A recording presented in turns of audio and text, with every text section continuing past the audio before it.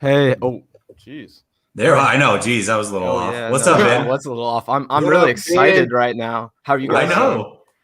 Man, I don't want to say I was pessimistic the other night talking about the draft, but Mhm. I felt like maybe Mac Jones was the only option at 12 that I would be okay with, and Right.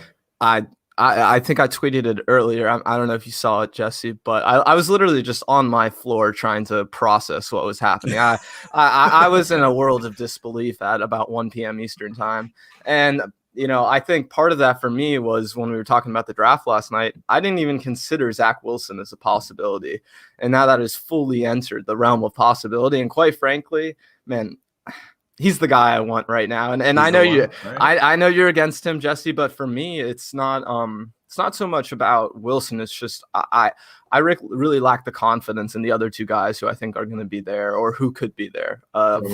For Lance or for Fields. With Lance, he's only thrown 288 passes in college. You look at all these other guys. I mean, I think Mac Jones is even more experienced than him. He almost has double the throws that he does in college. So Okay.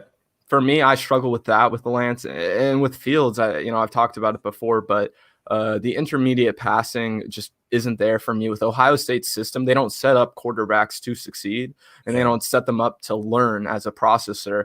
Now, I think with Zach Wilson, that's probably the biggest gripe I actually have with him is that if you watch him, it's often, I've been watching him for the past few hours, actually. It's a lot of these setup throws where the play is made to happen ahead of time, and he's not necessarily reading the defense, and he's just he's getting the ball to where it needs to go. And while on the one hand I struggle with that a little bit, but on the other hand, what more can you ask of the guy than the team is asking of him? That's the thing. So let me ask you, Jesse, and just talk to me through your concerns about Zach Wilson, because I want to hear a little bit more about what you have to say.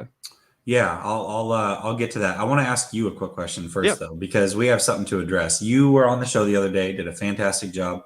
By the way, go follow Ben on YouTube. Ben Meyerson, his name's right there. Oh yeah, go follow him. Does a fantastic job. Mostly right now covers Florida State. Yep. He's actually writing for Florida State. He's covering the team NCAA tournament. You guys got a big weekend ahead of you. Oh yeah. But as that season ends and as he progresses through college, he's going to start covering the 49ers a lot more. So I'm excited about that. Okay. I want to give you some credit real quick, because the one thing you said when you were on the other day was, I think the 49ers plan A was to go all in for Watson. And since these allegations have come up, it's thrown a monkey wrench into everything. And the first thing that I thought of once I kind of came down from the high of making the trade was you and what you said. And that told me, I'll be damned, you're right. That is what they were saying. That's exactly what they wanted. And the fact that they went and mortgaged everything to get up to 3 tells me that that was their plan the whole time. What they offered today for 3 was what they were planning on offering for Watson. So I want to give you credit for that. Did you think the same thing? Like, yeah, this kind of backs up what I was saying. Yeah. I think in a lot of ways it was backing up what I was saying. And for me, let me phrase this right. I think plan 1A for them was Watson. I think plan 1B was trading up for a quarterback, because, even though this kind of came out of nowhere, all the reporting is saying now that the 49ers, like you acknowledged, were trying to trade up to 1. They're trying to trade up to 2.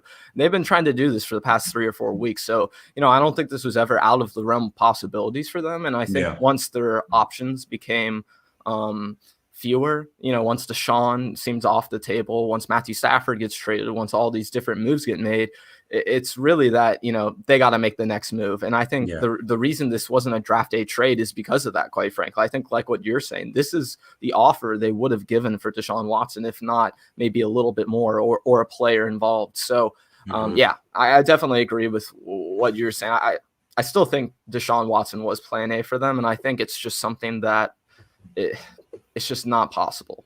It's not going to happen this offseason, no matter what happens with Deshaun Watson. I think, even if he's exonerated, he's not going to be on a different team starting 2021. I don't think that's happening. I agree with you. Okay, I'll answer your question in just a second. QB Film Room says Trey Lance Yes, Trey Lance. I believe that's the guy who they traded up for. Okay. Mac so Jones. shut up. Your question was, why don't I like Zach Wilson as much? And I want to be clear. If Shanahan wants Zach Wilson, and it is interesting to me that they were literally at his pro day when this news broke. Like those guys were at his pro day. So that was a little interesting, right? If Zach Wilson's the guy that he wants, I'm fine with it. Okay. And I'm fine taking a guy like Zach because the upside is there. I'm not denying that. Yeah. Here's my problem with Zach Wilson right now. Even though he has as many starts as he has, on film, if you actually look at an all 22, there is way too many times that he's got multiple guys wide open and he decides to tuck the ball, not necessarily to take off and run and get yards, but he'll run around in the pocket until he finds something better. He'll have a check down right off to the right of him, and he'll just completely overlook it so that he can try to make an amazing throw, cross body downfield.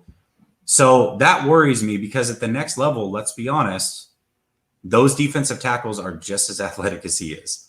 Those defensive ends are probably more athletic than he is. Well, and I think just to touch on that, that's something you even saw in college with him. Often if he would get in trouble, it's because he trusted his athleticism a little too much. And I think the biggest issue for him is going to be overcoming the idea that he doesn't have the greatest arm as Aaron Rodgers or Patrick Mahomes, because he has a great arm, but I think he trusts his arm a little too much. I think that's part of the problem with him. He has to calm it down a little bit. And just like what you were saying, I really want to touch on this. I'm not mad at if he takes any specific quarterback.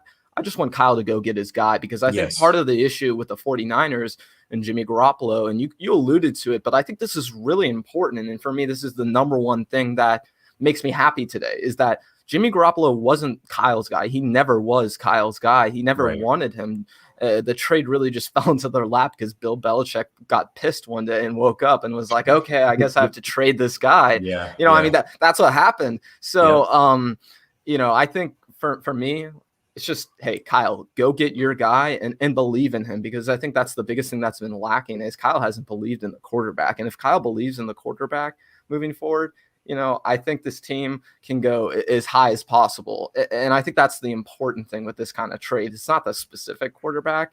It's getting that quarterback that Kyle wants, and especially on that fifth-year option. I mean, I talked about it a little bit on our show earlier this week that, maybe the Niners could trade back into the end of the first round, and this was before the trade for a quarterback just to get that fifth-year option. But now you're guaranteeing that fifth-year option, and you're going to get all that extra time to build a roster. And I mean, if 49er fans were excited about that 2019 roster, I think what they can build with a rookie quarterback, that's really exciting to me. You can build an excellent roster, and let's say this time next year they can go and grab a $12 to $15 million pass rusher, an excellent corner, another offensive lineman, whatever you want to improve this team. So that's what's really exciting to me, is that even if and I think part of this is all that they have to hit on the quarterback. There's no questions about that. If you don't, it's a complete disaster. But given all that, you can really build one of the best teams that this Niner team has had in decades when you take away just the quarterback. So, that's what I got to be really excited about as a Niner fan right now. It's that, you look, everyone's talking about the team right now. We even talked about it this week. On paper, that defense is great. I mean, you went through it with Grant, position by position group. And the Niners have an excellent stacked roster, but man, with a rookie quarterback, that's where you can really just build like one of the best rosters we've ever seen. And I'm not saying they're going to go and do that, but you certainly have the ability to. Yeah, you definitely have the ability to. I'm going to ask you one more question. So we got three other guys in here waiting right now. So the question that I have for you is, you said, just like I said, if it's Shanahan's guy, you're cool with it. Please tell me you're on the same page with me with Mac Jones. It can't be Mac Jones, right? It can't be Mac Jones at 12. If it's Mac Jones, will you be upset? At least perturbed by it? I will. He's a good player. It's not that he's a bad player. That's not what we're saying. Yeah, no, it's not that he's a bad player. Because I mean, if you were listening to what I was saying, I was cool with them taking Mac Jones at 12. I was, but I think when you move up this high into the draft, you have to go and get that guy with upside. And for me in specific, that's Wilson. But if you just look at the quarterbacks from this group, I think it's acceptable for them to take either Zach Wilson, Trey Lance, or Justin Fields. It is acceptable. Now, I have my own preferences, but with a guy like Mac Jones, he doesn't move the needle, I don't think.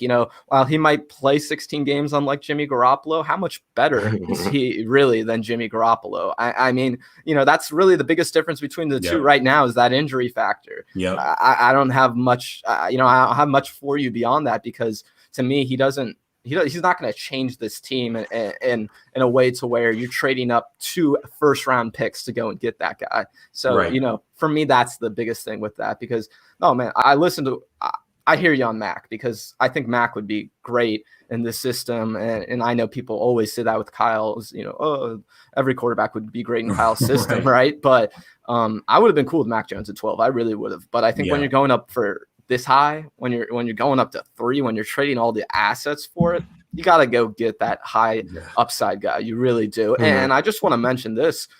I've been talking all about Zach Wilson. Jesse, why wouldn't the Jets and the 49ers swap picks at this point? Tell me why that wouldn't happen, because I think that's one of the biggest possibilities moving forward. In fact, I think it's almost bigger than the possibility of them drafting Justin Fields. Well, I will say this.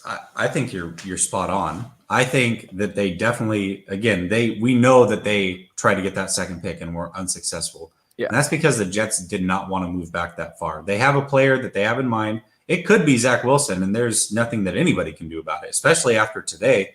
They were also at that pro day, okay? With that said, though, if we move up to 3, that price tag to move up is A, not a lot, and B, the Jets are now more willing because they're still going to get whoever they wanted. Yeah. So why not trade with us? So, yeah, I still think it's a possibility that we swap 2 and 3, to be real with you. If they don't want a quarterback, or if they don't want the quarterback that we want, there's no reason not to.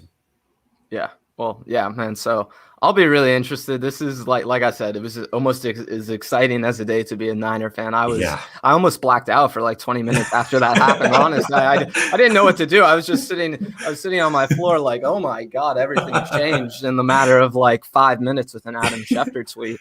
But that's just how things go in the NFL. I thought everything was crazy in the NBA yesterday. I'm a big Miami Heat fan. So, man, I was like, oh, my God, I was freaking out. And then I wake up today. I'm just having a quiet Friday morning. And then that happens. So, man, it's as exciting as a day as ever to be a Niner fan. It sure is. It sure is. Hey, man, thank you for calling in. Thank you for giving me your 2 cents. I had to hear from you. So glad that you came on, and we'll talk soon, bud. Be easy, man. Yeah, thank you. Appreciate it, Jesse. Appreciate it, guys.